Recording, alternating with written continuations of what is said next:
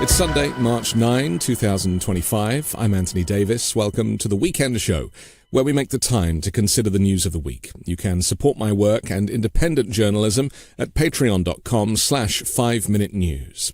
Our guest today is the co-founder of the Progressive Change Campaign Committee, which has been advising Democrats on messaging for the fight against Donald Trump and Elon Musk.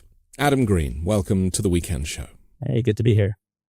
Let's talk first about what it is that you guys do, and maybe I could celebrate your poster campaign, your anti-Elon Musk poster campaign to start with. This is like a bright red poster, a picture of Elon saying, "I'm stealing from you."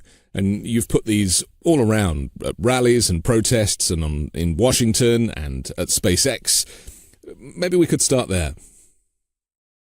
Sure thing. Big picture, people have heard the term inside-outside organizing. That's what we do. We help elect people on the campaign trail. We then have a whole government relations team that works inside Congress. We have polling that we use to advise candidates in Congress. And we have hundreds of thousands of people in our grassroots base at boldprogressives.org. And, like yourself, you all have done such a good job at getting into the cultural zeitgeist. We can do our part. And we hired a DC street artist, at Absurdly Well is his name, to make a kind of looming overlord image of Elon Musk with just the words, "I am stealing from you," put it all around town in DC. It got immediate pickup by, Rachel Maddow and just a ton of, ABC News, CNN. And then we made them into rally posters, and people have been having them outside the protests at the CFPB, IRS, Treasury, stuff like that. So it's really kind of entered the zeitgeist, and we're now about to ship thousands of them to various cities to make sure that as everyday people go to Republican town halls or protest the closing of their local veterans facility, et cetera, that they have the ability to lay the blame on Elon Musk and Donald Trump. Your organization, the PCCC, has been supporting Elizabeth Warren since her first run for Senate.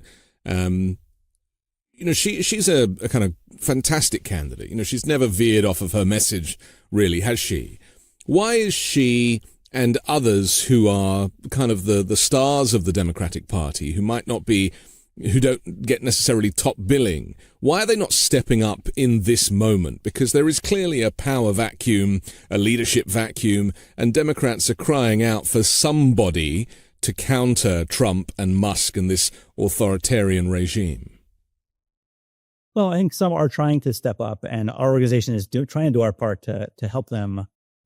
Bernie Sanders recently did a roadshow going to Iowa, going to places like that to make clear that, those who want to shake up the system and supported both Bernie and Trump back in the day are now rallying around our side. Elizabeth Warren has been pretty surgical in calling out their attempts to dismantle the Consumer Financial Protection Bureau, which she set up, which makes sure that big banks and credit card companies don't rip you off, don't take money out of your pockets.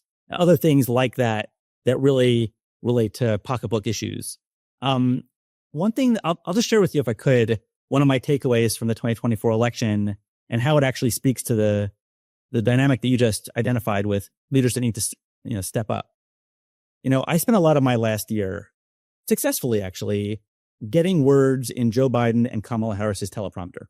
We do polling, and some of our language was used verbatim in the State of the Union in 2024.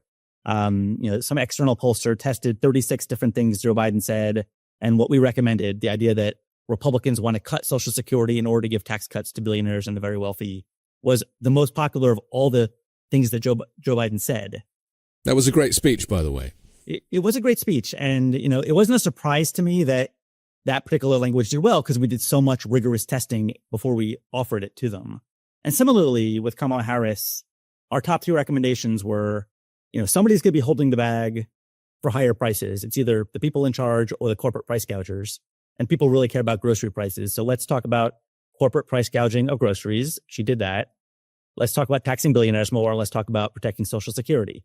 Our polling showed that of the many issues out there that we support, that she supported, that Biden supported, if people only heard those three, they'd be with us on the economy. And the good news was, there's good news and bad news. Sneak preview.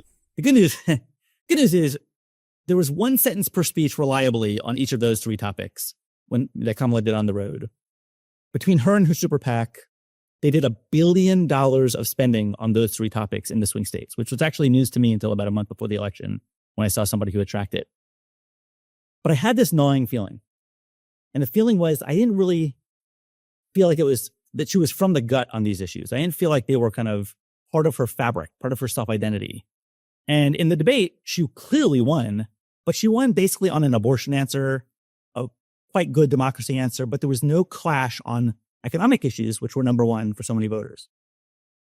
Towards the end of the campaign, I spent about 9 days with Dan Osborne on the ground in Nebraska. He was the mechanic running as an independent and was on the verge of an upset there. In a 20-point red state, he ended up being about 7 points away in the end, outperformed every other Democratic line Senate candidate. And when I watched him, he's a union leader. Anything he was asked, economics, immigration, climate, he would bring it all back to workers versus corporate power. And it wasn't that he was media trained. It was just from the gut. So my rule of thumb since the election has been, I only want to spend my time with politicians that are from the gut, not from the teleprompter. Even if they're kind of faking the right thing, we need authenticity. And again, I think Midas Touch does a great job of being that authenticity. And therefore, I think you actually hit on it. There are some what I consider undervalued stocks in Congress. People that most folks haven't heard of. Jared Golden, who wins a Trump district in Maine. Kristen McDonald-Rivet, who just is a freshman member, won a Trump district in Michigan. Chris DeLuzio, who wins a Trump-y area in Pittsburgh, Pennsylvania. And Pat Ryan, who wins one in upstate New York. New members like Yasmin Ansari, who just won a freshman seat in Arizona. Others like that. We're trying to do our part to introduce them to each other, make sure they're working together.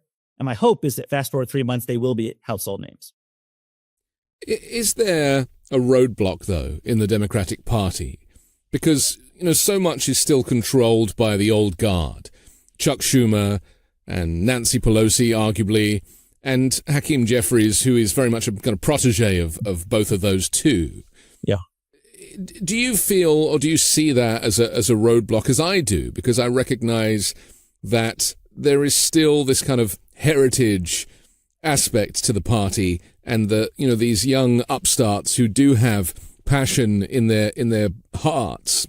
I'm talking about Jasmine Crockett and AOC, who are kind of a little blindsided by the current leadership in Congress and in the Senate, that they're not really getting onto the main stage of this concert. I share your pain. I know you might struggle to answer politically, but not a struggle to answer. I mean, again, I share your pain. Let's look at it this way. The State of the Union this past week, right? To me, the fact that Al Green saying fairly unintelligible things in the House chamber, explained himself later what he was talking about, Medicaid, Social Security. The fact that that's the most memorable pushback that we saw in the chamber, followed by a couple people with, fans that had signers on them, to me is a failure of Democratic leadership. To me, that shows that something, just prima facie, on its face, something went wrong, that was the thing we all remember from the State of the Union, right? Jasmine Crockett, Maxwell Frost, about 30 other folks walked out together. That wasn't really shown by the cameras. We heard about it after the fact. I agree with you. I would prefer that Hakeem Jeffries say, let's put our stars at the front of the line and make sure that the entire Democratic caucus follows. And not do anything fringe, but if Jasmine Crockett and Maxwell Frost are going to, lead a walkout, let's have, 50 more people walk out and make sure the cameras follow it, not have it happen in silence, right? Al Green, I don't know that he's the right person to do it, but if someone's going to interrupt the speech, first of all, it should not be at a random moment. It should be when Donald Trump says we're not going to have unaccountable bureaucrats run the government. That's the moment for somebody to stand up, maybe a Jamie Raskin, and point to Elon Musk and say, this is a lie, and everybody follows him out, right? There's things that leadership can do. And it's funny that we call them leadership. I mean, leaders need to lead. And I think that there is, the underbrush of, young, inspiring leaders that are doing their thing. But I agree with you. It would be a giant force multiplier if those who are voted into Democratic leadership were coordinating more of a joint strategy and letting the leaders lead. Because there were various protests. Some women were wearing pink. I couldn't quite understand what that was because, again, it wasn't really unified. The paddle boards with the little words on, Musk steals and stuff, again, wasn't really effective. I mean, my suggestion that I made on my other show, Uncovered, was that it could have been a coordinated walkout once the speech had started, where people were just getting up and going throughout the speech and making noise as they left, so that Trump could never actually make the speech. So the speech was sabotaged. But there seems to be this kind of weird respect for the office of president that made people stick around and sit through it. I mean, why was anybody even there? Yeah.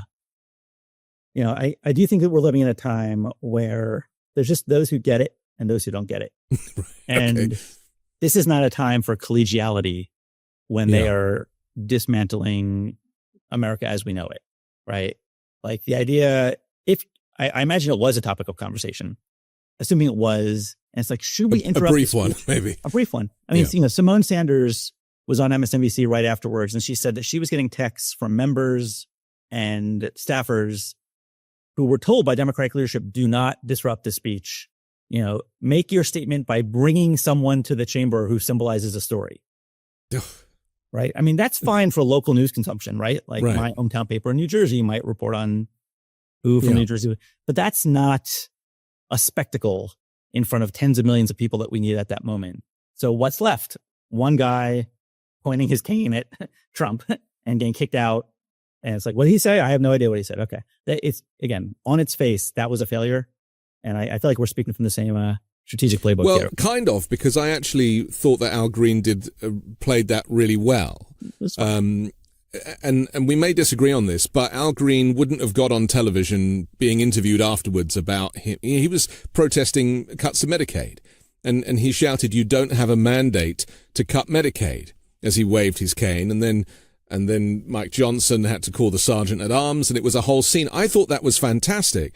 But I come from a country where protest is kind of built into our culture. Yes. And you only have to look at the British Parliament to see what that pushback looks like. But here there is this, I don't know what it is, but it's almost, maybe it's American exceptionalism that kicks in, that, everything's going to be all right in the end. But Al Green wasn't prepared to stand for that. And so I was thrilled that he did that. I only wish that everybody else had done the same too. And just to get some traction, or even to hold a rally outside on the steps and get a huge crowd during Trump's speech. I mean, these things are not rocket science. And yet, do you think any of these things were even suggested? Probably in murmurs. I'm not sure that leadership took them seriously. Again, I just want to be very clear. I'm not criticizing Al Green. I'm saying the fact that was it is a failure of Democratic leadership. Yeah. And to your point, I think he heard the claim of a mandate, decided at that moment to stand up and say, I have a mandate to cut Medicaid. I could not understand on TV what he was saying. Sure. But if 30 people started chanting with him, "You have no mandate to cut Medicaid," right, well, would have known, right? So again, I'm agreeing with you. We got to do better. We got to do better to shake up the norms and not, be part of a false collegiality as they are just ripping up the system. Because they don't play by the rules. There's no rules. And Democrats are still trying to play by the rules. There is this kind of desire that business as usual will win the day in the long run. I mean, they're talking about the midterms. I mean, for those of us with instinct for Trump, he's going to come up with a reason not to hold midterms, isn't he? There are so many ways this could go. I do think that there's a real risk, a very, high enough probability risk that there are not fair midterms that fit into the normal cadence of the out party wins. And I will just tell you as a side note, I've heard from so many politicians when I say, what's your theory of the case on what we do in this moment? They're like, well, we'll win the midterms. And it's like, they just take it as a assumption. It's like, no, right? Wow. I think I don't know that we'll cancel the midterms. I mean, maybe I'll be proven wrong. You have the video now, but there's a real possibility that they just flood the zone with money, right? The fact that Elon Musk invested over $200 million, and literally in the week after the election, after Trump won, his stocks went up $200 billion, right? Proved the idea that, we have members of Congress making calls for $2,000, $3,000 at a time. It's crazy. Like, he can flood any district he wants, and it's a write-off for him. It's like nothing. It's like, right? It's a drop in the bucket. He could spend another $200 million on 20 house races, 40 house races, and he goes to sleep. He'll make that overnight, right? It's crazy. I think that's the bigger risk at this point, that the looting of the government, the self-enrichment by Elon Musk, by other oligarchs, other billionaires, other near billionaires who are about to be billionaires, like that's the corruption that could just taint the entire next election cycle. I mean, arguably, it tainted the last election cycle. And that is the reason why Trump won all the swing states and the popular vote, which seems a little unprecedented to me, considering that a Republican has not won the popular vote in over a decade. I mean, it does seem like the disinformation campaign, the voter suppression, Musk's money, $270 million, Russia doing their little bit, Iran and China. I mean, there was help.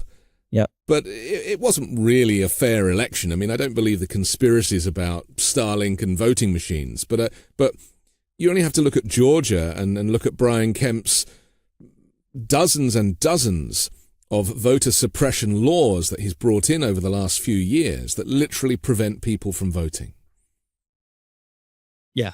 I mean, the sad part is it's almost quaint to only worry about voter suppression laws, but you're absolutely right. That alone does the trick. Pile on top of that the money that can feed misinformation, right? I mean, they were pumping messages to Black voters, Latino voters, women, like young voters, people getting text messages in Michigan. Those who were pro-Israel were getting, thank him for standing with Palestine. Those were with the Palestinians, thank her for standing with Israel. And it's just like they have unlimited money to just like do that, and everybody's like really mad about it. I talked to people that did focus groups of Black male voters, and they said that unprompted, there was a consistent message of, Biden has money for Ukraine, but not for our communities. And it's like, that doesn't just happen. That's being fed to people, right? And apparently successfully. So again, that was before this current Elon Musk era, but where they can be even less judicious in how they fled the zone. So it's extremely scary. If I can offer one thought on, before I depress people too much with you, yeah, on, what I see as part of the solution. We saw harbingers the last week or two where Republican town halls were flooded with people who are like, look, I'm not a Democrat. I'm not, I voted for Trump. I'm a Republican. I'm a veteran. What are you guys doing? Right? Threatening our Social Security, our Medicare, our Medicaid, our veterans assistance, our kids nutrition programs. Like, stop, to such an extent that Republicans in Congress have now been advised to stop holding town hall meetings. That's right. Yeah. Well, that's like trimming a dead leaf off of a tree or a flower. We can still do more. That's just them trying to triage. Indivisible announced this past week that they will be doing empty seat town halls in a bunch of Republican districts. Well, they claim that Democrats were being brought in from other districts and pretending to, be from that district to sabotage. That was the Republican line about that. Yeah, and that's fine. I mean, that's them doing almost, just public excuses to the national media. That doesn't help them at all at home, right? So the question I've been thinking about the last week or two has been, this has to be part of the solution. Therefore, how can we expedite this as part of the solution? How can we turbocharge the finding of veterans, Republicans, Trump voters in Republican districts, elevating them in these events or in other ways to the media? And there's just a swirl of stuff happening now with the indivisible town halls. Ro Khanna announced that he's going to go to some Republican-held House districts in California. AOC is calling for people to rise up in Republican districts on the issue of Medicaid. I've been talking to people about having kind of a joint story bank so that anybody who wants to put together an event has already access to these people who have identified themselves and said they want to speak out. So I just feel like, how do we stop the Republican Party from being 100% behind Musk and Doge and Trump? Let's lean into this fissure right now by identifying these people. And I would say that, we're starting to set up the structure of how we can identify them for now as a stopgap. If folks do go to our website, boldprogressives.org, and just join our email list, we're going to be giving people the opportunity to tell their story, ask their friends that they know in a Republican district to tell their story. And I just feel like fast forward 2-3 weeks, I look forward to this being a little bit more of a well-built machine where we can expedite the fissures in the Republican Party by elevating some of these veterans and Republican-leaning voters. Because the other thing that's going to change is with all of these cuts to federal jobs, federal workers being fired, many of them are federal lifers. They've literally been working for the federal government their whole lives, and they love their job, and they are nonpartisan at work, something that Musk and Trump don't quite understand. But some of them are veterans too. And so whereas Republicans always claim to kind of back the blue, they're now saying, and we heard this from Alina Hubber in a crazy kind of interview that she gave, where she's like, well, maybe they're just not good enough for their jobs, these veterans, and they should try and find a job elsewhere that's more suitable. I mean, they're going to keep dropping bombs like that is going to eventually make some Republicans realize that they've been deceived, that the whole thing was a ruse, and they kind of bought into this cult, but actually there's nothing for them. And where are these people going to find jobs? I mean, that's the other thing, isn't it? Like, where they just assume that the private sector is going to pick up all of these tens of thousands of people that are losing their jobs. That is going to eventually kind of hit people, both financially and emotionally, that Donald Trump is not there for them. Absolutely.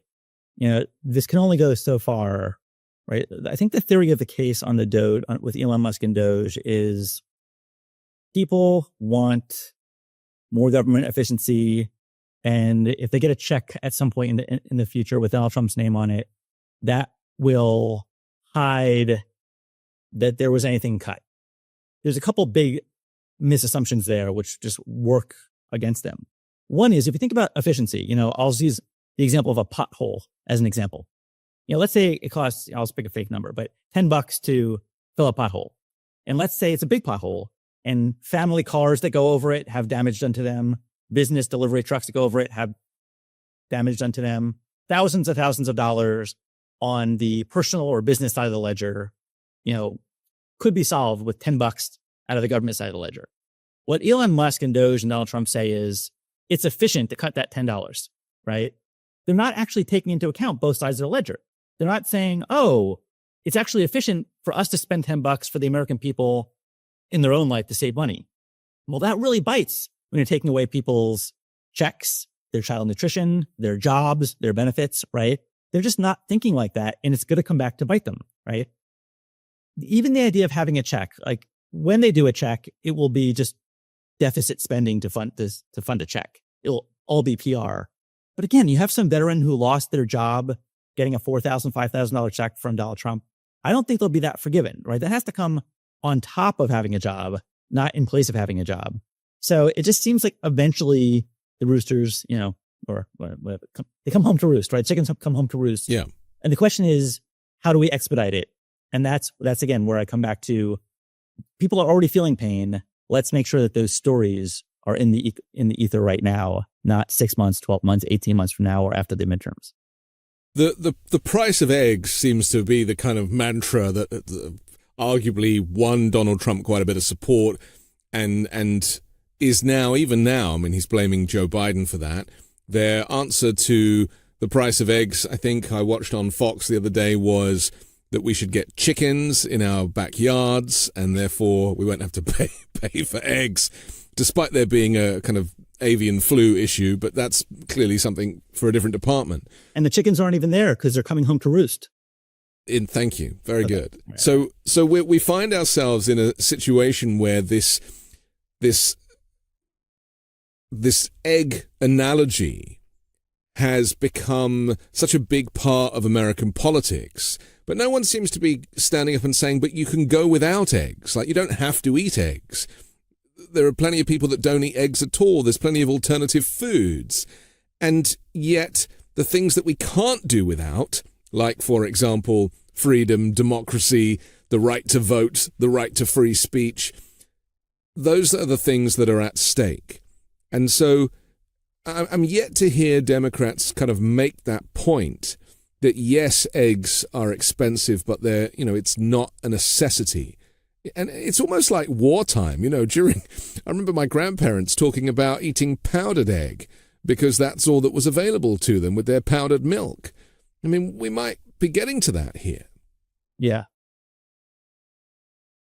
you're right to put your finger on these forks in the road in terms of how we message what's happening right now.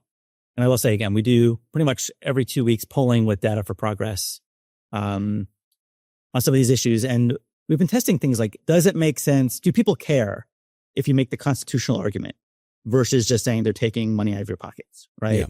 Yeah. And there's even versions of that. Is it straight shot constitutional argument versus money out of your pockets versus they're violating the Constitution in order to take money out of your pockets, right?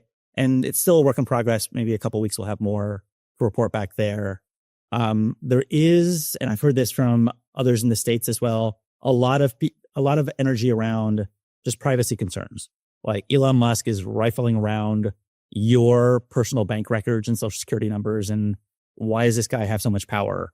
I actually wouldn't have expected that to have as much resonance as it does, but it does, right up there with the price of eggs and money out of your pockets. So, there are good news is there's numerous arguments we can make, and some people do care about this stuff. I do worry though about the idea that, okay, given a choice between democracy and money in my pocket, people might choose money in my pocket. That's why we need, I think, to have that bridge between some of these larger constitutional questions and the fall of democracy and the result in terms of them looting money right out of your bank account or taking away your job. That's my personal default before I'm proven right or wrong by the data. Because typically people do vote based on the economy in this country. Yeah, I get that. But is it not possible to do all of these things? I mean, my suggestion would be to have like a shadow government where different lawmakers are given different responsibilities so that you know that every time a certain lawmaker shows up, they're going to be talking about one specific issue, national security, for example, and then they go directly opposite the Republican national security person who is more supportive of Russia and Syria than of America. But this is where we're at now. It's almost like there is so much to message that trying to pick one thing is never going to do it. And Democrats, as we know, they represent such a range of views, unlike Republicans who seem to sit in a much more narrow space. Yeah, it is impossible to pick one thing. I don't know that having a shadow government is going to be our best messaging strategy, just because I don't think most people, follow process or care that much about process. But I do think that there's another thing that could work. I'd be curious to actually get your thought on this. The Republicans had this thing called the Lake and Riley bill, which was an immigration bill based on the story of one person who is, sadly brutalized by someone who was here apparently illegally. And it's basically switching the default so that in the future, immigration officials, will detain these people as opposed to having the option. That was basically the bill. They named it after one person. Even in the speech this past week by Trump, he talked about Laken Riley, had her mom, had her sister there. What if we did that for each issue, right? There was a 13-year-old kid in the chamber who was a cancer survivor. You might recall, I think they gave him an honorary Social Security, or not Social Security, Secret Service designation. Why don't we name a bill after him to restore funding to the NIH and all the other programs that represent research on child cancer, right? Which Donald Trump is cutting right now, right? We're talking about the issue. Why don't we give a person's name to it? All these veterans who are being hurt, whether it's directly because the VA is being cut or because of other, SNAP benefits or other things are being cut. Let's, find the most compelling person, including a Trump voter, and name a bill to restore funding after them. And just do this issue by issue. And the goal would be, one, you get the introduction of the bill, and that means the media is telling that story. When you're up to 50 co-sponsors of the bill, which is fairly easy to get, that signifies momentum. You can have a real story arc around a bill like they did around Lake and Riley. I kind of feel like that would allow us the latitude to focus on lots of issues, tell lots of stories, but do it in the most compelling way. And I will say this is informed by some of the polling that we've done that shows when it's generic, when it's like, is government inefficient? Even Democrats are like, oh yeah, that government's inefficient, right? Do we need to make it more efficient? Oh yeah, we should make it more efficient. But the second it's like, should we do it by cutting Social Security? Oh no. Cutting Medicare? No. Medicaid? No. Veterans? No. Children's health? No. Right? So we just need to really tell the story and get as granular as possible. This is one thing that's kind of like been brewing as one approach to doing, I think, what you're trying to achieve, which is more compelling storytelling across issues. What do you think about that? The John Lewis Voting Rights Act. There we go. Is my response to that. Yep. Which is what you're describing and has failed to get passed on multiple occasions. It's one of those bills that is there, it has an identity, and yet,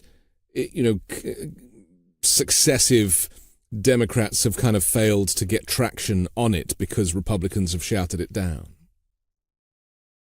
Well, just get in the weeds for a second. I mean, Joe Manchin pretty much killed that bill. I mean, that yes, that's right. Right. Yes. So it wasn't real. It was a fake Democrat. Right. So we were 1 or 2 votes away in an environment where we could lose no votes. Yeah. But I think it's a good example, actually, because before the John Lewis Voting Rights Act, which only came into really existence in 2021 during the Biden administration, before that, the leading democracy bill was S1 and HR1, right? Right. So just in terms of basic storytelling around the bill, I think it actually proves the point I'm trying to make, which is, that's the best example you could possibly have because everybody knows John Lewis, right? Right. Nobody. I do think it's a good idea.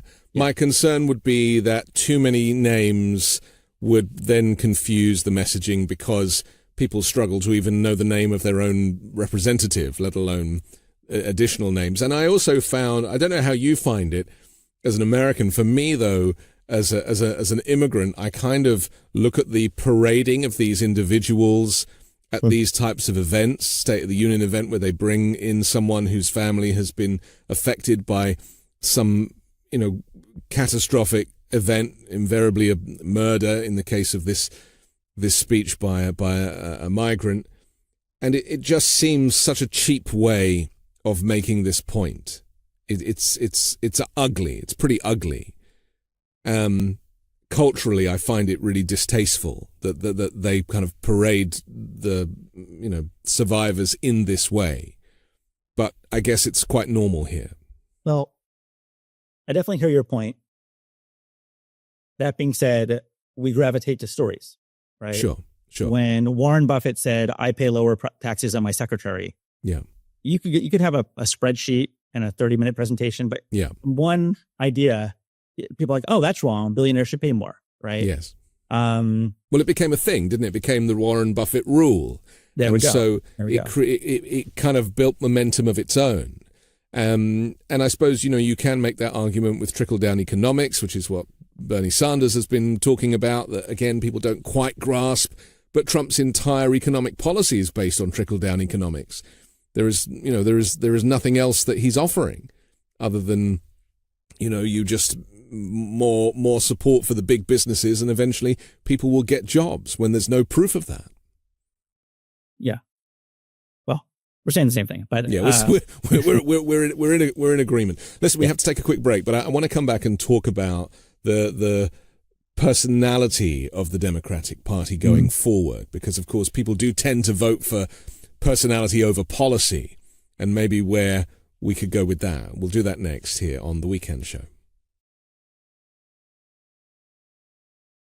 Let's be real, 2025's been all about change, whether it's work, personal stuff, or just the daily grind. It can be hard to keep up, but here's the deal. When things get hectic, we don't have to go through it alone. Embrace the power of nature and elevate your everyday with Via.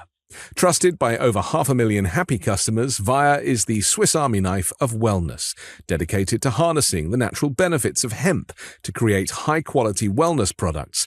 Whether you're looking to improve your sleep, focus, or recovery, Via has something for you. Via is well-renowned for their highest quality hemp, sourced from trusted, independently owned American farms.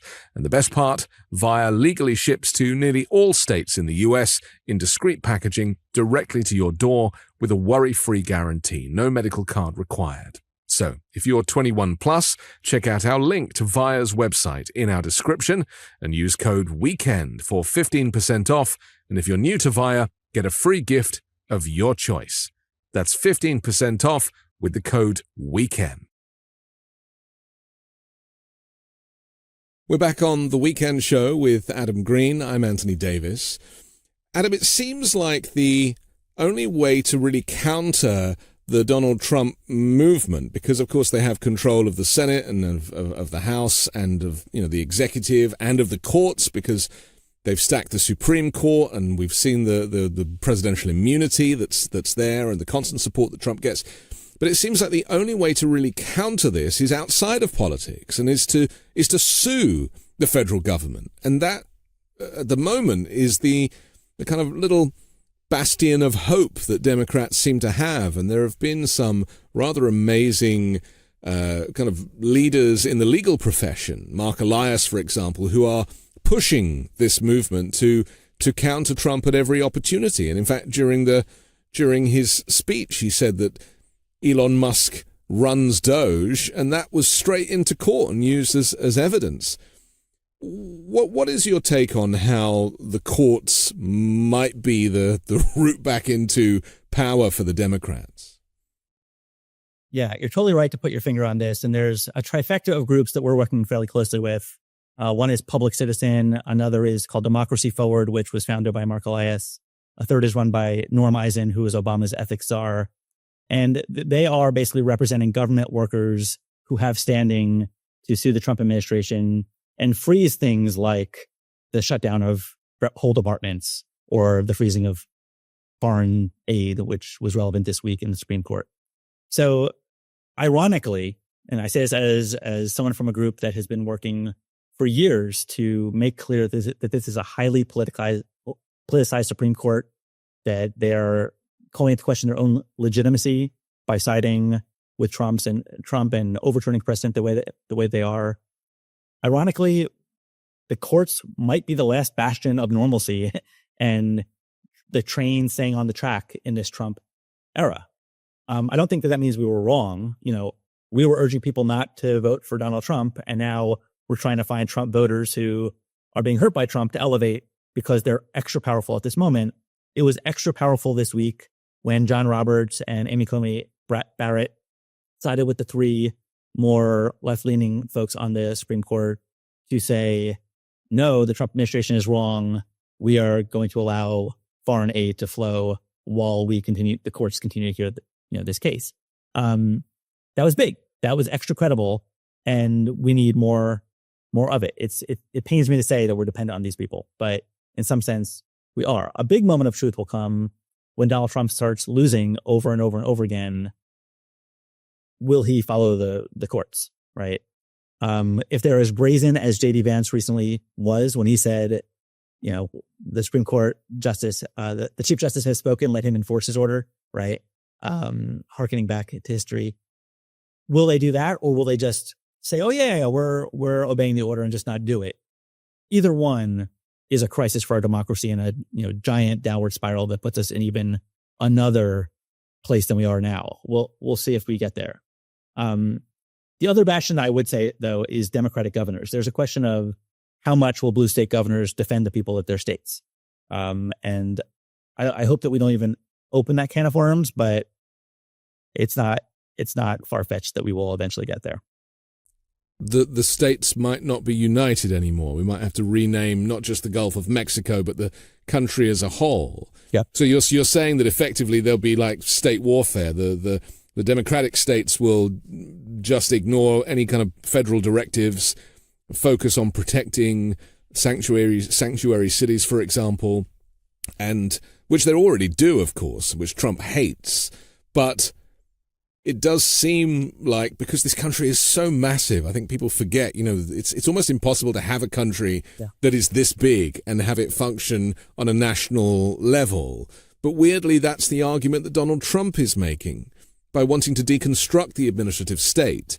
This is what I guess is hard for people, is that everybody knows that the federal government is bloated, and everybody knows that it does need to be not necessarily thinned down, but more efficient.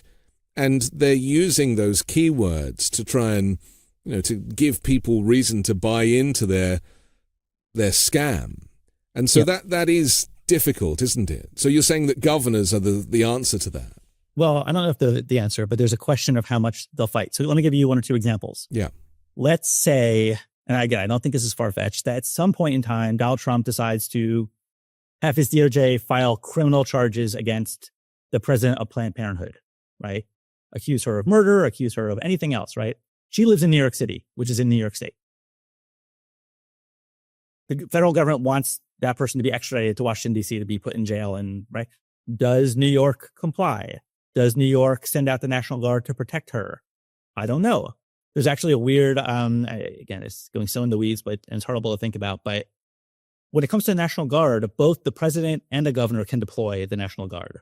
There's actually a race to be first. Which one gives the order first, right? Is there a race where all, blue state governors are racing to find excuses to deploy the National Guard so that Trump doesn't deploy the National Guard first against the people of that state, right? There's all sorts of things like that. We saw an example recently of Elon Musk putting a freeze, basically taking $80 million back from the city of New York. And there was a big question at the time, how did that happen? Did they actually use their treasury access to go into their bank account and steal the money? Or was it more, we've all kind of written a check or made a financial transfer and there's like a day or two where it's kind of in limbo where you can still cancel it. Was it more that? And I think it was more that, which is a little bit more of a legit way to do it because it doesn't reek of them going to anybody's bank account and stealing their money. But let's say they want to do that, right? He said to Janet Mills, the governor of Maine, this past, 2 weeks ago, if you don't enforce my trans executive order, I'm going to cut all funding to the state of Maine, schools, kids nutrition, everything else, right? And she was like, I'll see you in court. Well, let's say they don't care about court and they just want to go into Maine's bank accounts and take money, right? How does this play out?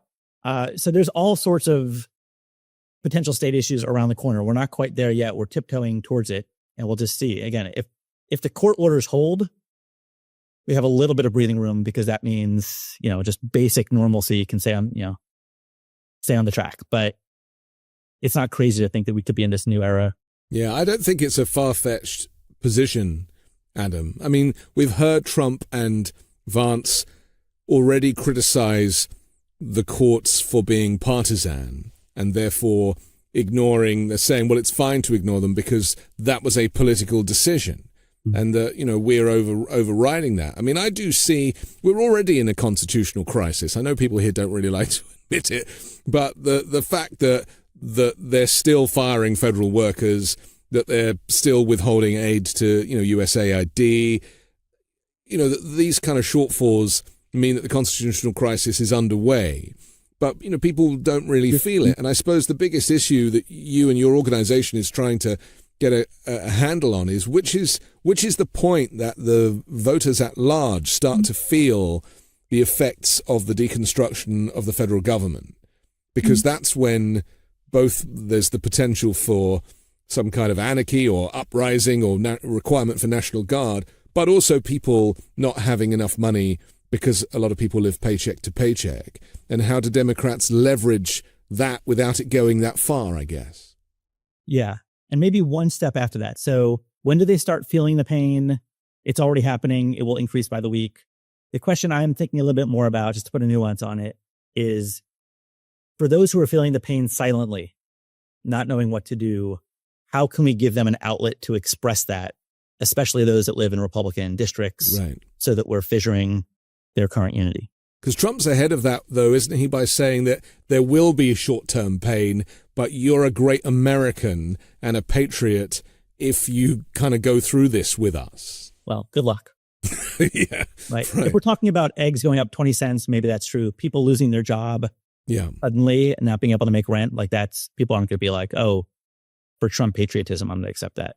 Right. The bribery check does work, though, doesn't it? I mean, even Joe Biden said he regrets not putting his signature on the stimulus checks. Do you think Trump will show up with a $5,000 check?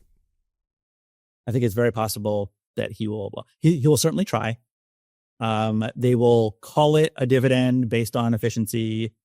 But as I said before, you lose your job, you get $5,000. That's not sufficient, right? Yeah. Like during COVID, it was, people kind of had their jobs. They were suffering. And it's like, here's some extra money to, right? I mean, we had people being lifted out of poverty by those checks, by the child tax credit checks, right? Not being put into poverty and basically being given a coupon, right? Like that's not how it works in real people's lives. So yeah, I don't think it'll work. I don't know that he'll get it passed, but it will not be sufficient.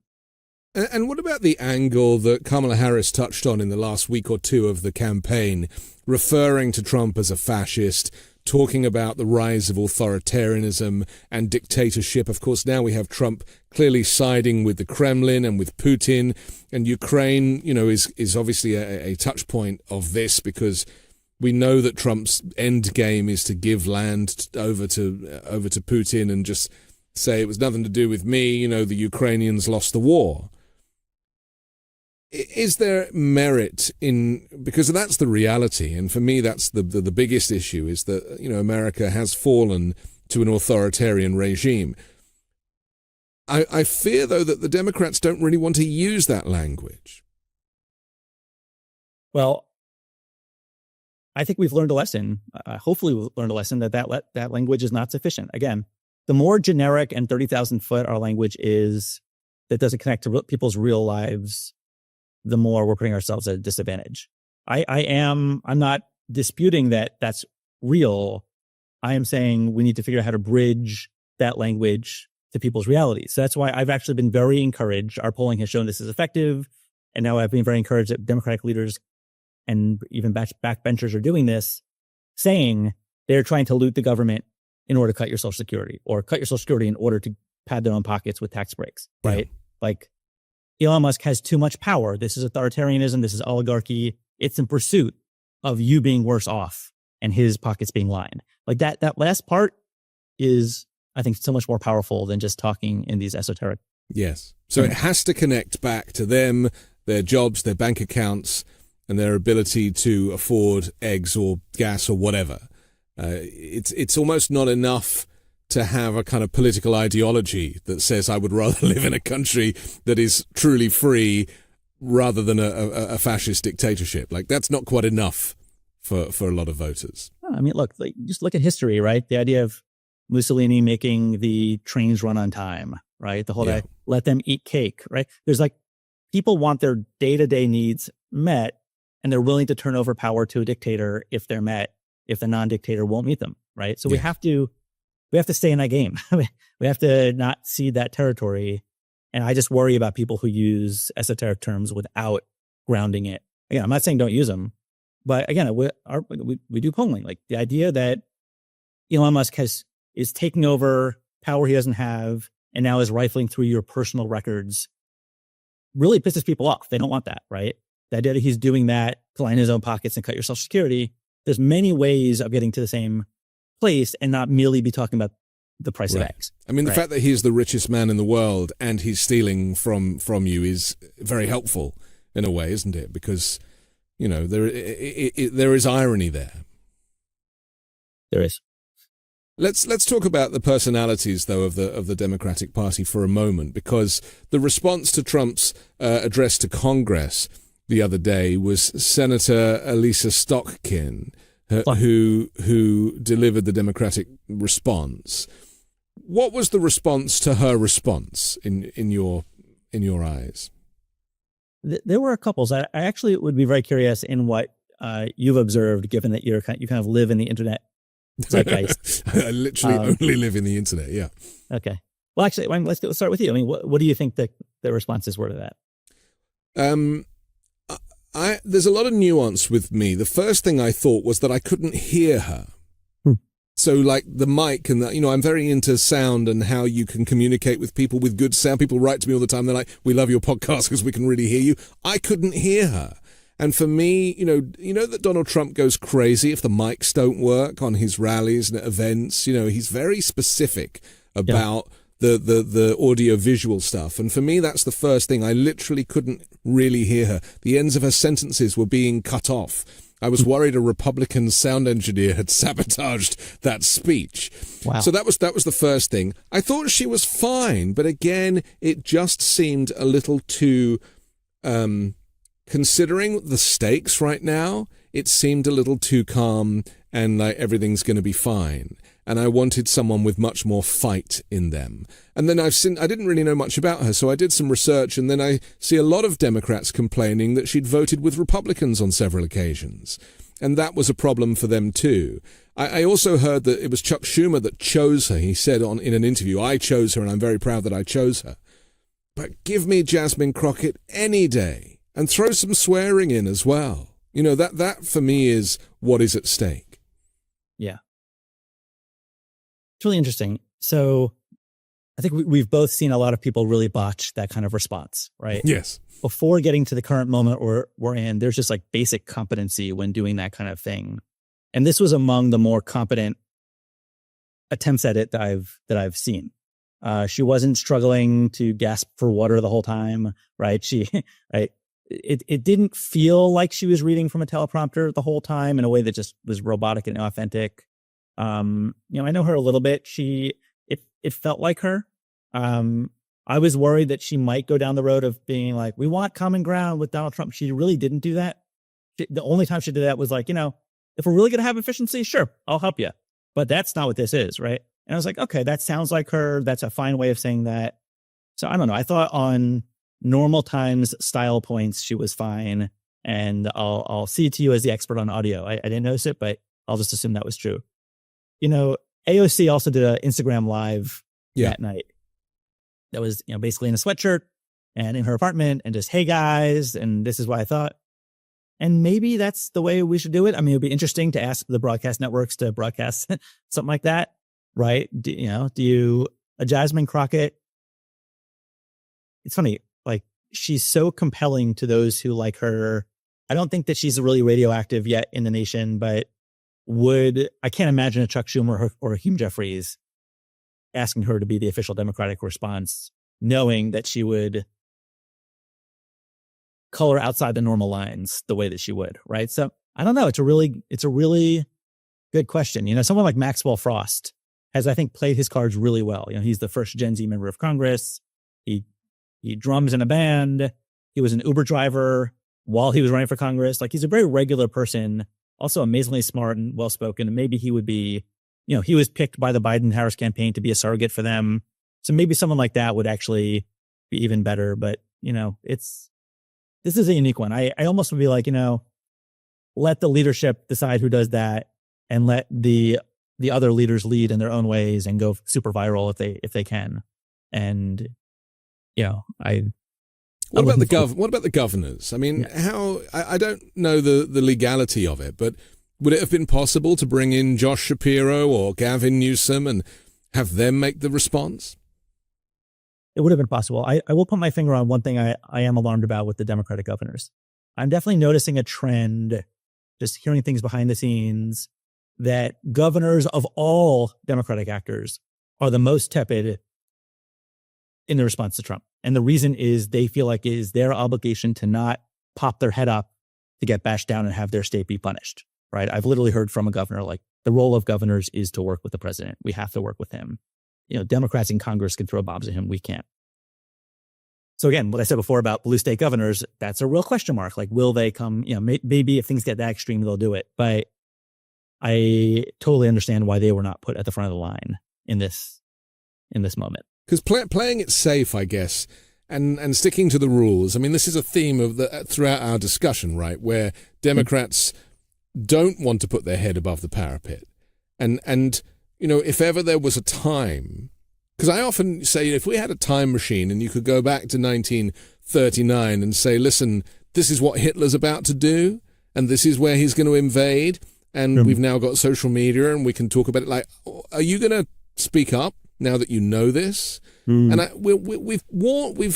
we've been given these warnings about Trump, that he is equivalent to Hitler, not in 1939, but maybe in 1932, in this kind of build-up, where Hitler was becoming chancellor and was promising to reduce interest rates and was kind of brainwashing people, regular Germans, to become Nazis. This is the period that we're in now, and so we can learn from history. So it is that important, because I do genuinely see, I mean, even seeing migrants rounded up in kind of chain gangs and being walked onto military aircraft and being paraded as enemies, when these people have only been picked up for, cycling on the grass, anything to kind of make them a criminal. this is the reality now, is that there is an aspect of ethnic cleansing going on in this country. There is an expanded and extended Muslim ban. Is this stuff not enough for people to really want to do more than the democratic response with that video that I couldn't hear? Yeah. I would love to hear someone make the case that that stuff is enough. I do think there's a genre of things where those who get what's happening don't have to state what's happening to fight and defeat what's happening, right? I think some things, it's like, wow, this is what fascism looks like. I'm not sure you have to use the word to defeat it. It might be more simple to find Trump voters who are mad that they just lost their jobs in Republican districts to beat the fascism, right?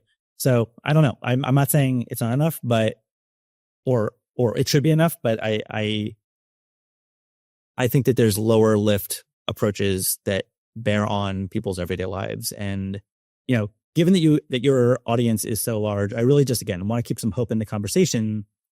This is not all a DC conversation, and the actions that are happening in communities across the country are so important. One, they drive national news. Like we're seeing these town hall meetings drive national news. It's really, if anybody lives in a red state, a red district, a hybrid state where there's a Democratic senator but Republican House members, doing one's part to help organizing people in the Republican represented areas of that state is so important right now. And that's why, again, I ask people to, just be part of our activism at boldprogressives.org, because we're going to be doing our part in coordination with other groups like Indivisible to just expedite folks being able to speak up who have been hurt and will be hurt. And similarly, I guarantee you there's somebody out there watching right now who is a school board member, a mayor, a city council person, a state legislator. Like, think about what you can do with your power, right? I'm really curious. I'm digging into the question of can state legislatures use subpoena power to haul in Trump administration officials who are cutting veterans care or other things in their state to make them explain themselves? Which will also require tens of hours of work to just prep for that kind of thing, right? What can school boards do to pick fights with the Trump administration in a way that just occupies their time and makes them react, doesn't allow them to stay on offense, putting people on planes for deportation? All of us have had days where we think we have our whole day planned. Something happens at the beginning of the day that knocks it off. And the next day you're like, well, maybe I'll try again. We need to play offense with the Trump administration. And all of us have a role in doing that, right? When Republicans were advised recently to stop holding town hall meetings, there were all these steps of people that could have been doing harm getting into a room and talking to each other about the problem with these town hall meetings and how do we memorialize and give this advice to House members to stop holding town halls. That is time that local people on the ground in these communities took out of the column for these people who want to do harm. So I really just want people to recognize that you have power, and especially a platform like this that is talking to so many people has the power to communicate to people that you have power. So again, we're at boldprogressives.org. There's lots of great groups, Indivisible, Public Citizen, etc. Get involved. And also not to be scared of this regime, because Claudia Sheinbaum stood up to Trump and he kind of left her alone temporarily. Gavin Newsom stood up to Trump, poked him in the chest at the LAX when Trump arrived to look at the fires. So, and hopefully is still in negotiation about getting some kind of FEMA funding. But I think a lot of the fear that people have of the Trump regime is in their own heads, because Trump and his organization is so disorganized. It is chaotic. They don't really know what they're doing. And as you say, they're losing a lot of legal cases. There's one bill that I'm interested finally in talking to you about that is my fear, and that is the SAVE Act. They've tried to bring this about before. This is a voter suppression bill that would require people to, when they're registering to vote, to have a birth certificate and a passport and just ID that a lot of people don't have. A lot of people can't afford to get, because getting a passport for yourself and your partner, you're looking at $300 or more. So if this SAVE Act is passed, and of course, Trump would sign this into law as soon as he possibly could, And I got a clue about this when he landed at LAX and he said to Gavin Newsom, I'll give you the money if you bring about voter ID in the state of California. Because I was like, he thinks he can win California if there is voter suppression, because that's how he won the election. So what about doing some work to support people, maybe to get all the legal documents so that they can vote and play Republicans at their own game? That last part was a curveball. I thought you were going to ask about how we can defeat stuff like that as opposed to it. So first, let's just identify what this bill is. And this actually was the topic of a local Republican town hall this past week, where someone stood up and said, this bill will disenfranchise about 69 million women. And part of the reason is it requires that your legal name on current voter IDs match your birth certificate. Well, what about women who change their name upon marriage? Right? It's the most basic, again, this is the storytelling, but it's the most basic thing in the world. People intentionally change their name. Republicans say they support marriage, and yet they're going to penalize women who did this. That's before a Robert versus a Bob, right? A middle initial versus a full middle name. Like there's all these things that can happen that wouldn't have those two things match. And the vote is purged in that case. Purged, or they can't register. Yeah. So it's crazy, right? So it was interesting watching this Republicans' reaction, because they were like, I don't think that's what it does. And I'll take a look at it, but I don't think that's what it does. And I couldn't tell, assuming good intentions, this person genuinely might not have known just the extremity of this bill that's being presented in a Republican caucus meeting and being like, oh, this is your standard voter ID bill, right? So that's another argument for showing up locally, right? If every Republican, and I'm going to add in a second, Democratic politician hears people locally coming to them with this, even if it's one a day, right? That will stand out in their mind and really put the kibosh on some things. Why do I say that? So there was a bill at the end of the last Congress with a horribly wonky name, but some people called it the defund the philanthropies bill. And what the bill basically said was, if there's any entity that is accused of giving material support to terrorism, then the presidency can unilaterally defund them, take away their 501c3 status, which is basically their tax-exempt nonprofit status. Picture the NAACP. Picture just any philanthropy out there, right? Any charitable trust. So what does that mean? There's so many elements of that. But let's say the NAACP wrote a $5,000, small for them, check to some student group. And that student group happened to be involved in one way or another with the protests that happened on college campuses last year. And one person at one of those protests held up some sign that, was pro-Hamas or whatever else. And somebody accuses NAACP, because of that series of events, to have given material support to terrorists. Now the NAACP loses their legal status, gets defunded. And it's not even, there's a due process and they've been found that it's upon accusation, the executive branch could do that, right? That was moving through Congress last year when Democrats controlled the Senate and had enough numbers in the House. Every single House member for a couple stages of that bill who was a Democrat voted for it. And they voted for it because we were all so busy with the election that didn't quite make the cut of what we were engaging House Democrats. Jamie Raskin, a very good friend of mine, ours collectively, he voted for it, right? Just not really knowing. It's just, the anti-terrorism bill. Sure. After the election, we're in the lame duck Congress and Mike Johnson's trying to ram it through the House, in part because he knew a Republican Senate was around the corner. He knew Chuck Schumer probably wouldn't bring it up last year, but he wanted to have such a big vote on that it would send a signal to the Mark Warners and other moderates of the world that, oh, look at that, 150 Democrats in the House voted for it. This must be safe. And they wanted to pass it early this year to give Trump that power to defund everybody, right? Fortunately, there was a concerted week or so of citizen action. Everyday people calling Congress, philanthropies calling Congress and being like, what are you doing? And this almost never happens. Over 100 Democrats, or around 100 Democrats, flipped their vote from one week to the next and voted, yes one week and no the next week. And that pretty much sent a signal to Mike Johnson that, this is not going to be easy. And it sent a signal to Democrats in the Senate of, no.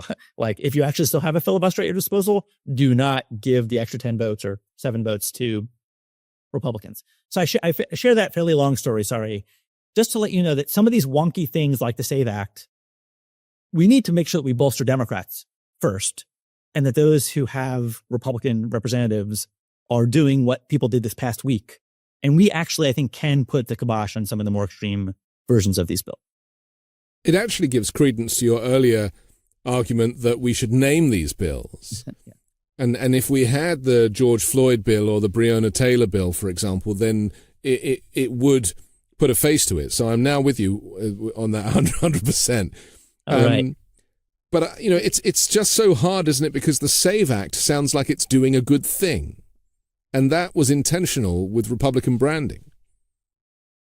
Yeah, it's fine. I mean, the good news is most people have not heard of this act. So, right. It's only an issue when people make a big deal of it. Yeah. And unlike Lake and Riley, where Republicans had an incentive to make a big deal of it, I actually don't think Republicans are going to prioritize pushing this one to the front of the line, given all the other stuff that they're doing, right? So that means that we can actually define the user experience of members of Congress, Republican and Democrat, back home on this particular bill.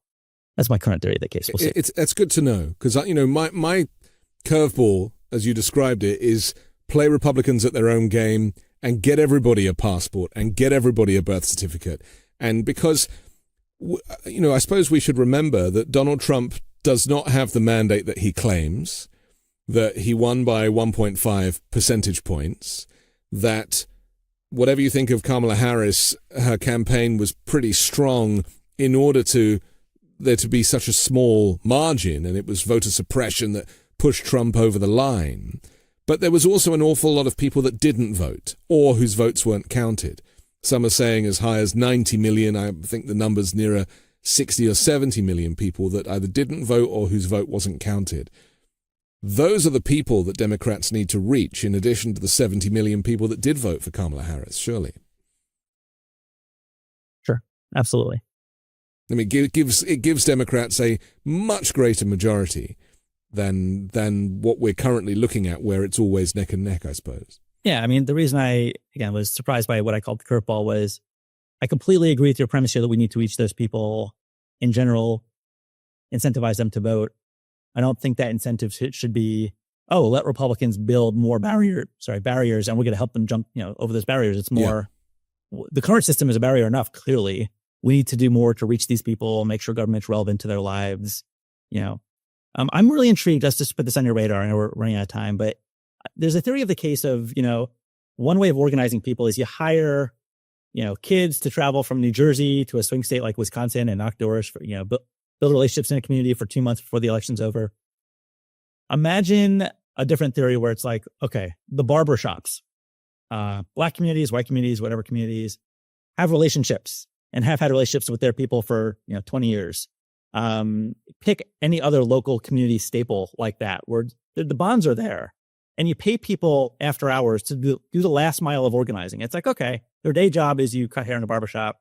We're going to pay you a little bit extra money for the last couple months of the election to go talk to your clients about how important it is to vote. That would be so much more credible. It's actually less money, right? It's more authentic, and it's just a better way of organizing in our current world. And I would love to see us not using the same failed playbook to reach those 6 or 7 million people, rather focus on authenticity and actually saving money in the process if we do it correctly. It's much more of a grassroots way to communicate. My fear, I guess, is, as you said earlier, we're living in this tech world now, and Elon Musk is not just throwing his money at the US, but he's tried to get the AfD in Germany elected. He's trying to get the Reform Party in the UK elected. These are all Nazi sympathizing parties. And a lot of this just goes back to, fighting the Nazis. It does. So,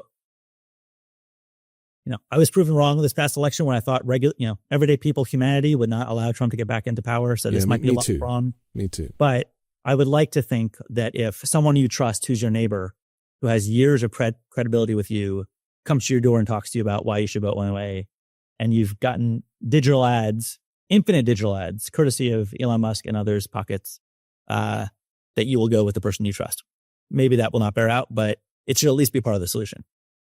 I agree. And the wonky term is relational organizing, right? Making sure that people who already have an authentic relationship are the ones doing the asks and the convincing. Well, I'm grateful to you and to your organization. I'll put details of it in the description below so that people can sign up, as you asked, and support what you do. But for now, Adam Green, thanks for joining the Weekend Show. It was an absolute pleasure. Thank you for being this important piece of the ecosystem. I'm Anthony Davis. Don't forget to support me and independent journalism at patreon.com/5Minute News or by joining the 5 Minute News YouTube channel. I'll come back next Sunday with a brand new special guest and more factual news to discuss on the 5 Minute News Weekend Show with Midas Touch.